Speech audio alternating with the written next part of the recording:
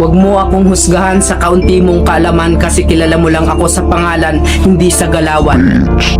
Pinanganak akong mahirap, hindi ako pinalad makapagtapos ng pag-aaral kaya binawi ko na lang sa sipag at diskarte sa buhay.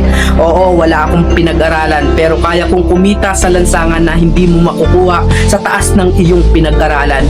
Bago mo ako husgahan, daanan mo muna lahat ng napagdaanan ko para malaman mo kung sino at bakit ako ganito. Huwag mo husgahan ng isang tao dahil sa natapos niya. Dahil minsan, kahit yung mga taong hindi man humahawak ng diploma, daig pa nila yung nakagraduate ng may corona. Bawat tao may kanya-kanyang kwento sa buhay. Kaya bago mo sila husgahan, alamin mo muna ang kanilang pagkatao at tingnan mo muna ang sarili mo. Baka malala ka pa sa tinitira mo.